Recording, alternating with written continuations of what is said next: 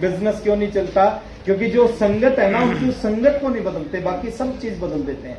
जैसी संगत वैसी संगत। एक आदमी कभी शराब नहीं पीता, एक आदमी कभी शराब नहीं पीता, लेकिन 8 बजे शराबियों के साथ बैठना शुरू करता है डेली। गारंटी दे रहा हूं सर, 3 महीने बाद 99% चांस है उसके हाथ में गिलास होगा। होगा या नहीं होगा? क्यों होता है ऐसा? हम जैसे लोगों के बीच में रहते हैं ना, कुछ दिन के बाद हम वैसे ही बन जाते हैं। अगर आप ऐसे लोगों के बीच में रहते हो जो 2000, 5000, 10,000 कमाते हो, आप कभी 2 लाख नहीं कमा सकते सर। एक आदमी कभी जुआ नहीं खेलता, लेकिन डेली ऐसे लोगों के साथ बैठता है 9 बजे जो जुआ खेलते हैं। कुछ समय के बाद उसके हाथ में पत्ते होंगे। यस या नो? कहते हैं खरबूजे को देख के खरबूजे रंग बदलते हैं। एक आदमी कभी साधुओं के साथ बैठता है तो वो साधु बन जाता है। यानी संगत का जिंदगी में सबसे बड़ा रोल है। आप कैसे लोगों के साथ रहते हैं, सबसे बड़ा रोल इस चीज का है। आपके पास खाली टाइम है, आप कहीं नहीं जाना चाहते, आप घर में बैठो, लेकिन ऐसे लोगों के साथ मत बैठो सर अगले 3 साल जो नेगेटिव लोग हैं, जो जिंदगी में कुछ नहीं करना चाहते। अपलाइनों को पकड़ लो इनको। ये जो है ना, ये आपको लगता है ये हमारे बीच के लोग हैं, आपके बीच के लोग हैं, लेकिन जिंदगी बदल सकते हैं ये आपकी। हमें लगता फरीदाबाद के हैं, ये क्या करेंगे? घर की मुर्गी, ये मुर्गी है सर, ये दाल नहीं है। मैं एक चीज बोलता हूं सर, दुनिया भर के एग्जाम्पल है हमारे सामने। मेरे 4 दोस्त थे, बचपन से हम इकट्ठे पढ़े हैं, एक मैं था, 5 थे टोटल। पूरा दिन फील्ड में जाते, रात को उनके साथ बैठते, रात को वही नेगेटिव बात करते। हो नहीं चला आरसीएम। ओपी शर्मा जी आए, बोले, मैंने कहा सर नहीं चलता। बोले क्या करते हो? मैंने बताया ऐसे ऐसे फील्ड में जाते, प्लान दिखाते। बोले उसके बाद में कहा दोस्तों के साथ बैठते। बोले वो करते आरसीएम? मैंने कहा नहीं करते। बोले पॉजिटिव है? मैंने कहा नहीं, नेगेटिव है। बोले कामयाब होना है? मैंने कहा होना है। कह रहे उनको छोड़ दो। बड़ा मुश्किल था सर मेरे लिए, फर्स्ट क्लास से हम इकट्ठे पढ़े थे। मैंने चारों को छोड़ दिया, बड़ा बुरा लगा उनको, नाराज हो गए चारों, है ना। मैंने उनको छोड़ा, क्या उन्होंने मेरे को अपनी जिंदगी से उठा के फेंक दिया। और आज मैं देखता हूँ सर मेरी जिंदगी और उनकी जिंदगी में कितना। हमारे में जो सबसे इंटेलिजेंट था वो नौकरी कर रहा है आज जींद में ही, 17,500 रुपए लेता है। जो हमारे में सबसे नालायक था वो 12,000 लेता है। अभी मैंने मर्सिडीज खरीदी, मैं लेके गया जींद अपने होम टाउन में। मैंने चारों को कॉल किया, चारों को बैठाया मर्सिडीज में, है ना। और हाईवे है जींद में एक, उस हाईवे पे उसको 170 पे दौड़ा दिया। तो बात कहने का मतलब है सर कि फर्क पड़ता है आप किन लोगों के बीच में रहते हैं, आप किन लोगों की संगत में रहते हैं। आप 10 नालायक लोगों के साथ में 1 साल रहो, 1 साल बाद टोटल नालायक लोगों की संख्या हो जाएगी 11। होगा। आप 10 कामयाब लोगों के साथ 2 साल रहो, 1 साल बाद, 2 साल बाद टोटल कामयाब लोगों की संख्या हो जाएगी। अगर एक आदमी शराबियों के साथ बैठ के शराबी बन सकता है, जुआरी के साथ बैठ के जुआरी बन सकता है, बाबा के साथ बैठ के बाबा बन सकता है, तो टेक्निकल अचीवरों के साथ बैठ के टेक्निकल अचीवर क्यों नहीं बन सकता?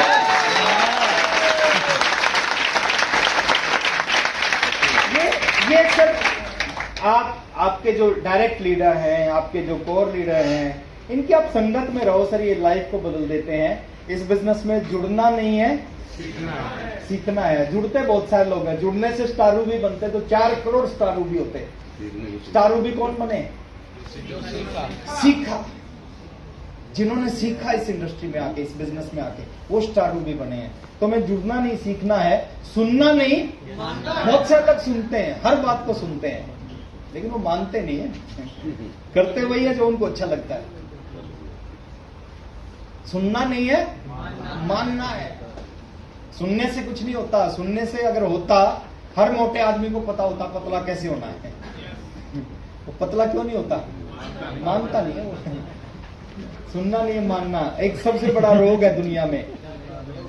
हिंदुस्तान में, फरीदाबाद में क्या है? लोग क्या, जितने भी गरीब लोग हैं ना, साधारण लोग हैं, वो इस बात से बड़े डरते हैं लोग क्या कहेंगे। और जितने अमीर लोग हैं उनको कोई परवाह नहीं लोग क्या कहेंगे।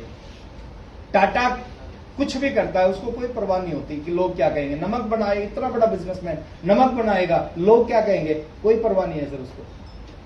हेलो, बनाता है, नमक बनाता है, आप लोग नमक खाते हो उसका। सबसे बड़ा रोग क्या करेंगे। और आरसीएम में आने के बाद कुछ लोग कहते हैं कुछ तो लोग कहेंगे, क्योंकि लोगों का काम तो है कहना। और मैं कहता हूं कुछ तो लोग कहेंगे, लोगों का काम है कहना। छोड़ो बेकार की बातें, आरसीएम करते रहना, आरसीएम करते रहना।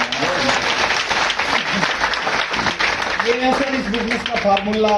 Motivation plus education plus vision is equal to Star Ruby. Yes. Hello, ये होना चाहिए आपके अंदर। जो भी आदमी दुनिया में कुछ बड़ा करते हैं ना सर, वो मोटिवेट होते हैं उस काम के प्रति। आरसीएम के प्रति अगर आपके अंदर मोटिवेशन नहीं है, चार्जिंग नहीं आती, जैसे आरसीएम का नाम आता है, आपके अंदर करंट नहीं आता, तो मुश्किल है। करंट आना चाहिए। कहते हैं जिन तारों में करंट नहीं होते लोग उन पे कपड़े सुखाते हैं। मोटिवेशन होना चाहिए, चार्जिंग होनी चाहिए आपके अंदर, बदलाव दिखना चाहिए लोगों को कि आरसीएम से पहले तो यार ये बड़ा बुझा बुझा रहता था, आजकल तो बड़ा एक्साइटेड रहता है, चार्ज रहता है। एक जलती मोमबत्ती 1000 मोमबत्ती जला सकती है, यस और नो? लेकिन 1000 बुझी मोमबत्ती मिलकर एक भी नहीं जला सकती। मोटिवेशन होना चाहिए। बीसी सर बोलते हैं जिस फुटबॉल में हवा नहीं होती ना, दुनिया का अच्छे से अच्छा खिलाड़ी भी उसको गोल तक नहीं पहुंचा सकता। एजुकेशन होनी चाहिए, हमें पता होना चाहिए आरसीएम कैसे चलेगा, हमें पता होना चाहिए रॉयल्टी कैसे आएगी, हमें पता होना चाहिए टेक्निकल कैसे आएगा, हमें पता होना चाहिए प्लान कैसे दिखाना है। एजुकेशन हमारे अंदर होनी चाहिए, विजन हमारे पास होना चाहिए इस इंडस्ट्री में। शुरू में नहीं होता नए व्यक्ति के पास में, और जब तक हमारे पास विजन नहीं है, जब तक हम अपने अपलाइन की बात पे भरोसा करें, जो बोले उस पर भरोसा करें। अगर आपके पास विजन नहीं है तो जिसके पास विजन है उसकी बात पे भरोसा करें। मेरे को आज भी याद है वीसी छाबड़ा जी आते थे हरियाणा मीटिंग करने, वो 3 मीटिंग करते थे। एक मीटिंग से पहले एक मीटिंग करते थे, प्री मीटिंग एक मीटिंग होती थी, एक आफ्टर मीटिंग होती थी, मीटिंग के बाद एक मीटिंग। हम तीनों अटेंड करते थे, मीटिंग से पहले मीटिंग और मीटिंग के बाद की मीटिंग। मीटिंग के बाद की मीटिंग में बोलते थे आने वाले समय में आप सबके घर के आगे 3-3 गाड़ियां खड़ी होंगी। क्या बोलते थे?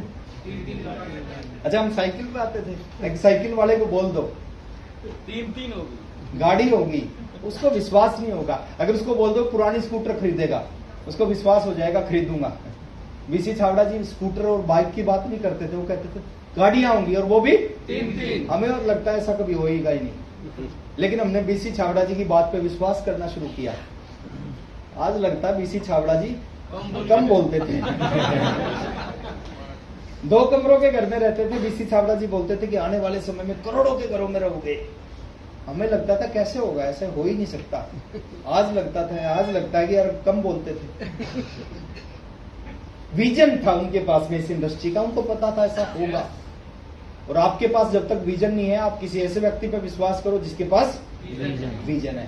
तो motivation plus education plus vision is equal to Star Ruby. थोड़ा सा और आगे ले चलते हैं सर। इंडस्ट्री कितनी गजब की है मैं बता रहा हूं आपको। ये कौन लोग हैं? आम साधारण लोग हैं। और आरसीएम से क्या हो गए? अरबपति।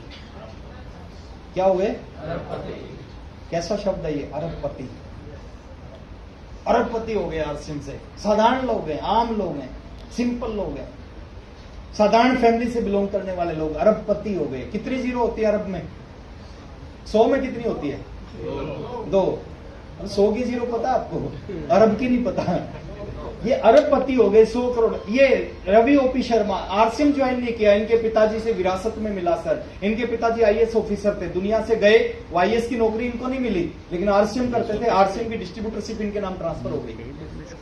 आईएएस की नौकरी नहीं मिली सर, वहां से इनकी मदर को पेंशन मिलती है 70-80 हजार रुपए, और आरसीएम से 50 लाख रुपए महीना से ऊपर का चेक आता है इनके घर में आरसीएम से। बीसी छाबड़ा जी मैन्युफैक्चरिंग यूनिट थी छोटी सी, आज अरबपति। केसी छाबड़ा जी ट्रेडिंग का बिजनेस करते थे सर, आज अरबपति। इसी कंपनी में छोटी सी नौकरी करते थे प्रहलाद सर, अरबपति, है ना। ये अपना विजेंद्र सिंह राठौर, इनका अपना केमिस्ट शॉप है, है ना। दवाइयों की दुकान आज अरबपति। मुकेश जी कोठारी 7,500 की नौकरी, अभी 25 करोड़ का घर बना रहे हैं मुकेश जी कोठारी भीलवाड़ा में। अब सोच के देखो 7,500 की नौकरी करने वाला व्यक्ति 25 करोड़ का घर। अच्छा, जिसके जो 25 करोड़ का घर बना रहा है उसके पास कितने पैसे होंगे? ऐसा तो है नहीं पूरा पैसा ही घर में लगा देगा। आज आरसीएम से अरबपति।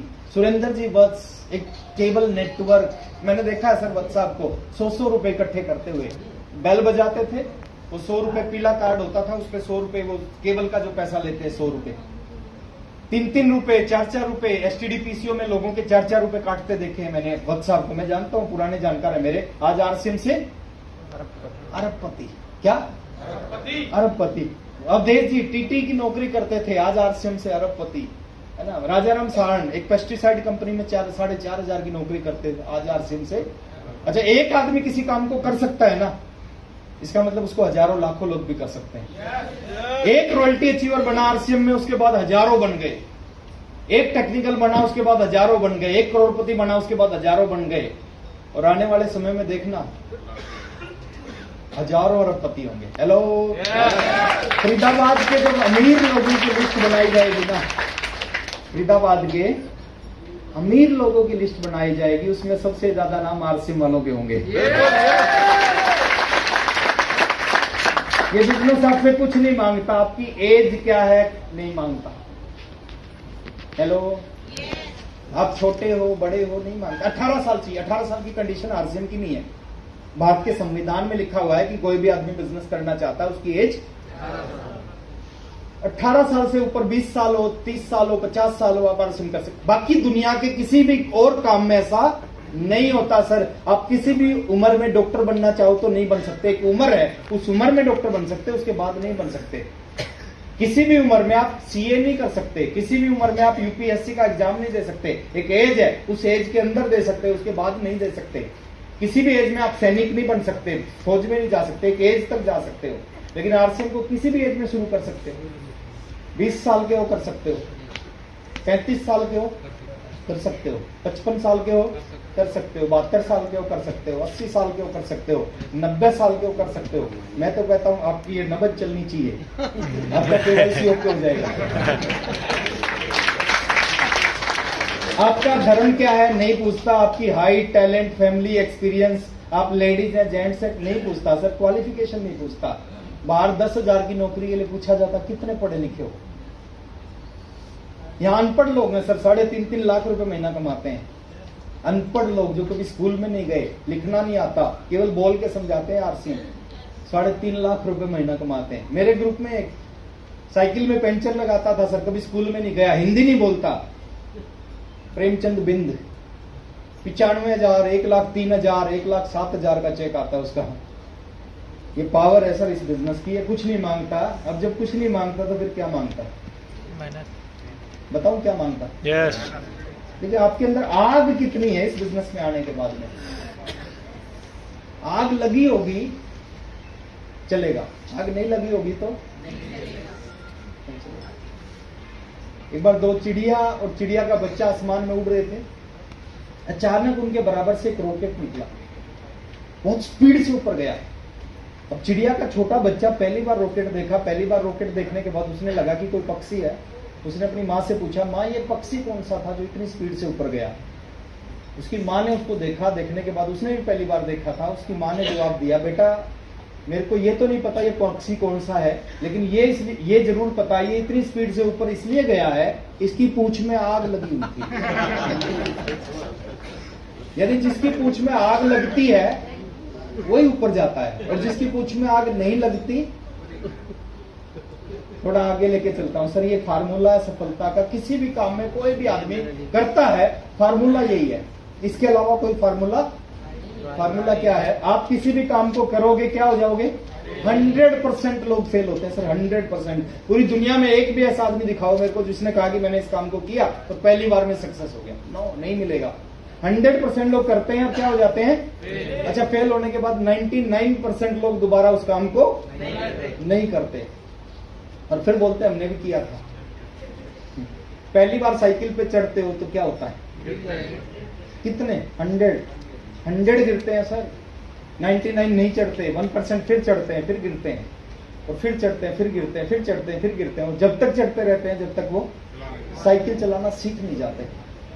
ऐसे ही इस इंडस्ट्री में है, आप ट्राई करोगे फेल होंगे, फिर ट्राई करो फिर फेल, फिर ट्राई फिर फेल, और जब तक ट्राई करते रहते हैं कुछ लोग, जब तक वो ऐसे कम होते हैं, ऐसे बहुत कम होते हैं, विरले होते हैं जो जब तक ट्राई करते हैं जब तक सक्सेस नहीं हो जाते। और समझना है फेल कौन होता है। फेल वो होता है जो कुछ करता है, जो कुछ नहीं करता वो कभी फेल नहीं होता। जो निकम्मा है, घर पे बैठा है, कोई काम नहीं करता, वो कभी फेल नहीं होता। मेहनत करने वाले लोग फेल होते हैं। हेलो, मेरी वाइफ है ये सुदेश, आज तक ये घोड़े से गिरी नहीं। क्यों?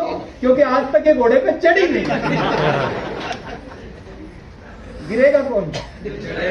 अच्छा, जो कभी चढ़ा ही नहीं तो कभी नहीं गिरेगा। वो कौन फेल होगा? जो कुछ करेगा। जो कभी कुछ करेगा नहीं वो कभी फेल नहीं होगा। थोड़ा सा आगे चलते हैं सर। इसने हिंदुस्तान का भट्ठा बैठा दिया, इस शब्द ने। लोग मेहनत नहीं करते, वो कहते किस्मत खराब है।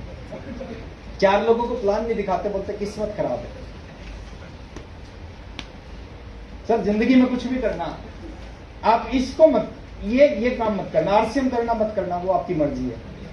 जिंदगी में कभी फेल हो जाओ तो ये मत बोलना कि किस्मत खराब। अगर आपने ये शब्द बोल दिया ना किस्मत खराब, इसका मतलब आपने जिंदगी में आगे भी कामयाब होने के सारे रास्ते बंद कर लिए हैं। आप आगे भी कभी कामयाब नहीं होंगे, क्योंकि जब भी फेल होगे, जब भी आप क्या बोल दोगे? किस्मत खराब है। बहुत आसान है बोलना। ये चीज आपके साथ होगी। एक आदमी आगे बढ़ने की कोशिश कर रहा है, 2 हरामखोर उसको पीछे खींच रहे हैं। ये चीज। अच्छा आप बताओ, आप ये वाले हो या ये वाले हो? ये आगे वाले हैं पीछे वाले हैं? हो सकता कुछ ये भी बैठे हो, कुछ भी हो जाए सर।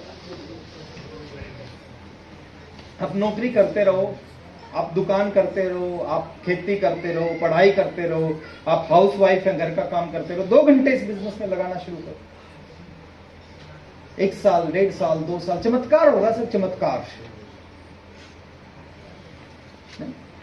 आप बहुत सारे लोग रोकेंगे आपको, बहुत सारे आसपास के लोग, बहुत सारे दोस्त, बहुत एग्जाम्पल देंगे आपको, लेकिन कुछ लोग रुक जाते हैं, कुछ लोग नहीं रुकते। लास्ट में ये मेरी फेवरेट स्लाइड है। ये आदमी, जैसे ये बगुला है, ये मेंढक है, ये बगुला इस मेंढक को खा चुका है, मरने वाला है मेंढक। ऊपर लिखा हुआ है नेवर एवर गिव अप, कभी हार नहीं माननी चाहिए जिंदगी में, कभी हार नहीं माननी चाहिए। ये बगुला इस मेंढक को खा चुका है, मरने वाला, लेकिन इस मेंढक ने कोई आरसीएम की मीटिंग अटेंड कर रखी थी और उस मीटिंग में इसने सुन रखा था कभी हार नहीं माननी, और इसने हाथ पैर मारे, इसके हाथ में आ गई इसकी गर्दन, और इसने क्या किया? गर्दन दबा दी, और जैसे ही गर्दन दबाई इसकी चोंच खुल गई और इसकी जिंदगी बच गई। अच्छा, कब ये मत सोच लेना कि जो मना कर दे उसकी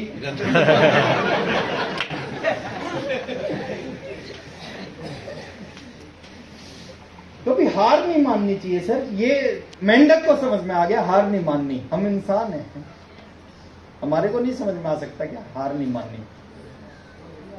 हाथ खड़ा करे वो साथी जो आज कमिटमेंट कर रहे हैं कि अगले 3 साल तक कुछ भी हो जाए आरसीएम को उससे पहले ही छोड़ देंगे। ये आपकी दिक्कत यही है, आप बिना सुने ही